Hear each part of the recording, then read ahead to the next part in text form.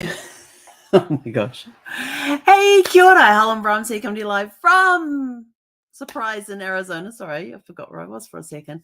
Hope you're all having a super fantastic, sparkling day. Welcome to Before the Dirt Nap podcast number 1584. Let's try that again. No, truly, that is the name of tonight's episode. We're not going to repeat the intro. I can if you want, but we're not going to do that.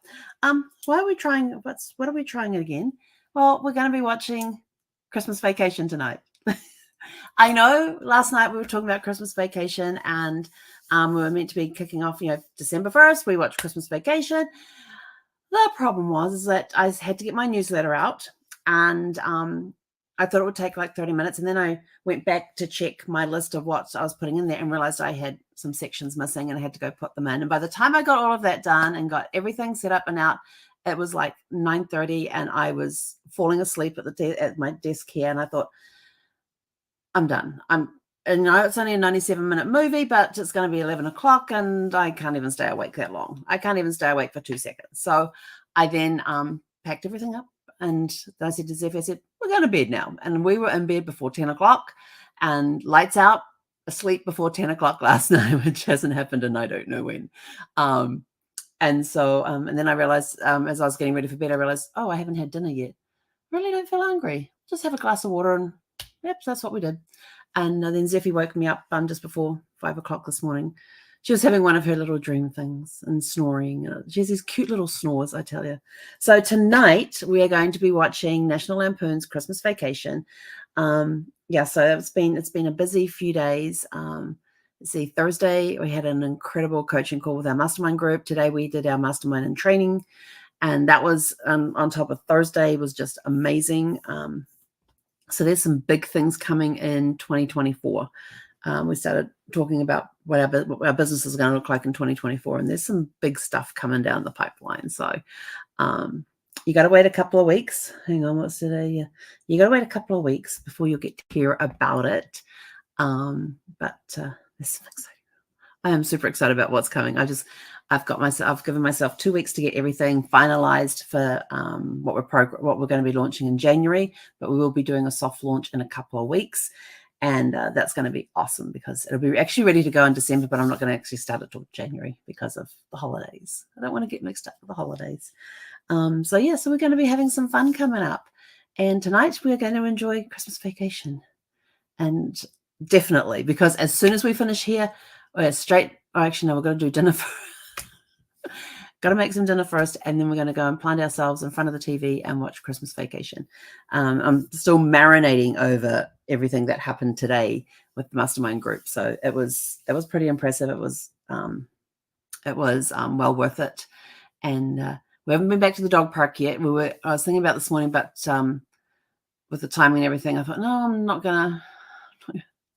I had other stuff to do this morning, but tomorrow morning we may go back to the dog park again. We couldn't go tonight because they were doing the light thing with the drones, where they're doing was it something like a festival of lights or something? They're doing this big display, and so instead of doing fireworks, they use they've got those guys in that do the drones, where the drones will change colors based on what they've got to do, will switch positions, and if you've never, excuse me. Sorry about that. I gave myself a thumbs down. How did that come up? I'd rather have this one come up. Yay, there it goes. So if you've never seen these drone light displays, they're actually pretty cool. You can go on YouTube and you can look up drone displays or something like that.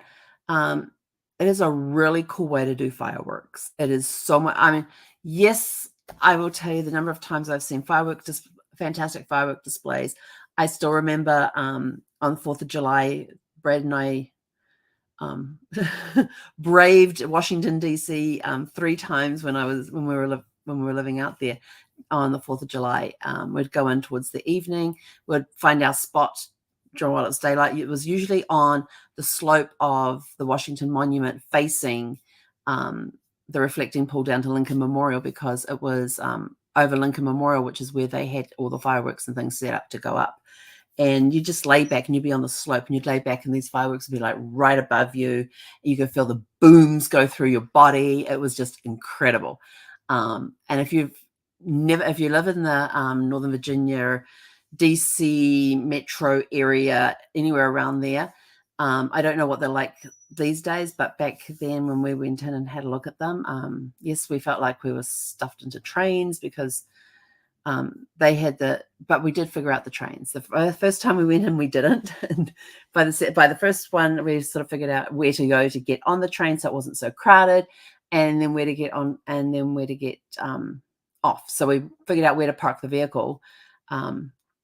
We did not catch the trains that were close to us because it was one of the most popular routes. We went to one of the least popular routes and caught the train from there into DC. And then we had to walk a few blocks, and then we got out as close as we could to the mall, but they actually had the ones on the mall closed, those stations. So they had certain stations that were closed on the mall and you still had to walk a few blocks. But then we figured out how to walk a few blocks up to get on the trains before they got crowded.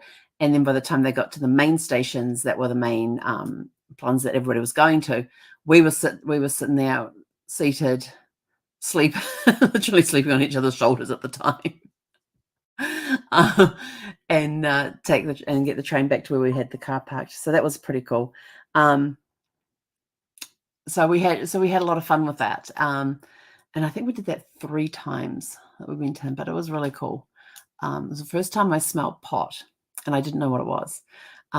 So we found this one time we went there. We found this spot, and I tell you, it's on the mall on 4th of July is a great place for people watching, especially when it's still daylight and you're waiting for the fireworks to start. And of course, at that time of the year, you're in daylight savings, so you're talking about getting there around 8 o'clock. That thing doesn't start till 9.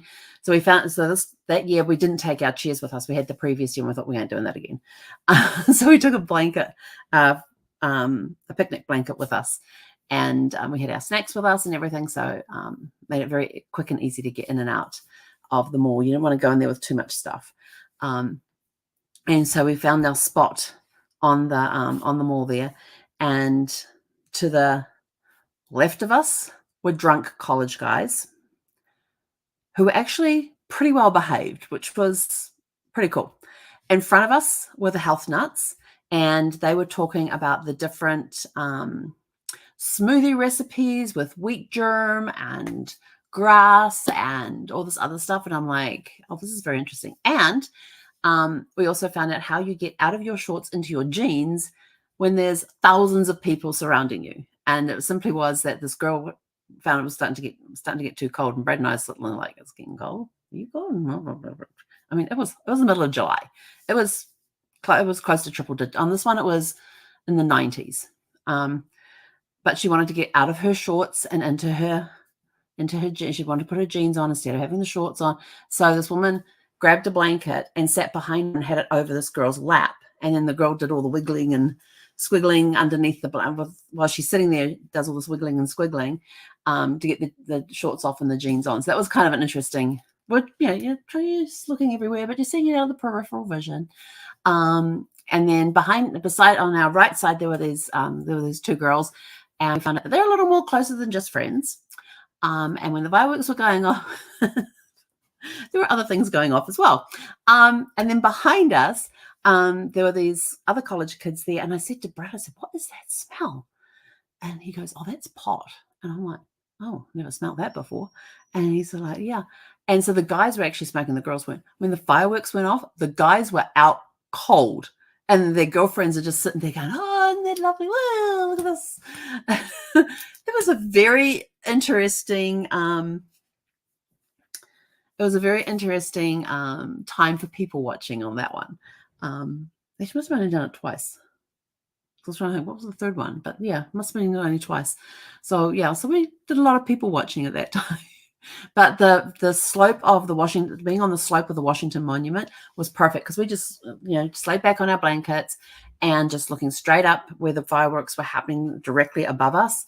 And they were, like I said, direct above. And then the big ones that were doing the big booms, you would feel those booms going through your body. And it was pretty spectacular. But, these days being you know, with also, especially in places where there is risk of fires, especially if you've got like code reds going on and all of that sort of stuff. These drone guys are a little more friendlier to the environment that are high risk for fires. So they're, I haven't actually seen, I've only seen them on video, but they did some really cool stuff with that. And you watch them setting up, they did this video, this company, and they did this video of showing them unpacking these crates of drones that they were laying out in this particular formation. They then had like this desk that had all of these controls and everything on it. They had the laptop set up, and when it was time, they were pressing buttons and everything else, and all of a sudden these drones just started lifting, and they did this kind of a wave thing to begin, and then they all just took off up into the sky with their lights off. And I'm like, okay, this is going to be interesting. And then all of a sudden, boom, these lights came on all different colors and flashing and not flashing, and the drones are flying around. And it was actually pretty spectacular to watch it on video. And I thought, man, that would be breathtaking to watch it in real life. So didn't know about the light festival until Friday morning when I was at the yesterday morning when we were at the dog park, because I heard one lady telling the other one, so they were talking about why the roads were closed around the dog park area. And she said, oh, they're getting ready for the festival for tonight. And they're like, what festival? Oh, they got a festival of the lights on. They have these drones come in. And she's talking about the drones and what it was like last year when she saw it. And I thought, dang, I didn't get any notification about no drones. You know, I get the little paper that comes out whenever it comes out, and I always look through there. Is there any event? There's no events listed in there for surprise. And it's a little surprise local rag, and I'm looking through it going, there was no mention of that in the local rag, and because I would have like put that on my calendar if there was. Sorry.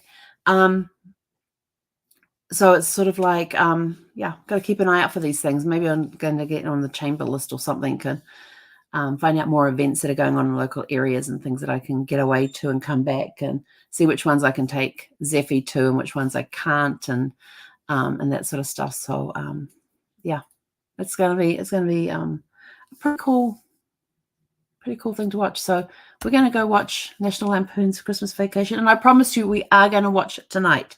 We couldn't get to it last night, but definitely tonight. I just gotta go figure out what I'm gonna have. Probably just do a protein shake. And then we're going to go and put our PJs on and then go and sit and watch National Lampoon's Christmas Vacation. So that's it from us for tonight. We'll be back tomorrow night. Let's see, what do we got coming up? I don't know. I don't even know what movie I'm going to watch tomorrow night yet. I haven't decided. I still haven't found my list, my Christmas movie list. I'm like, what did I do with it? I thought I had typed it up, but I don't know. I don't know where it is or anything else. And maybe it's in it. Oh, it could be in one of those notebooks. There was a time where I was keeping notebooks for what I was going to be doing each evening, where I had what I was going to talk about, and then I started putting it into notes on my computer, and so I could copy and paste subscriptions in. So maybe if I find those notebooks, it might be in there. So I'll put that on my list to do tomorrow to see if I can find those notebooks and see if I can find my Christmas movie list in one of those notebooks. But anyway, I am going to find it. And I mean, if I can't find it, I can just go to my phone, to my photos, and just pull up all the photos that I posted last year in December to see which movies I watched. And then I can figure out, am I going to watch the same order? Am I going to shake it up a little bit, do different orders? I don't know. But we'll let you know tomorrow what our movie is for tomorrow night. So anyway, go out, have a super fantastic sparkling evening, and we'll catch you guys back here tomorrow evening at 6 p.m. Pacific. Hey, konera.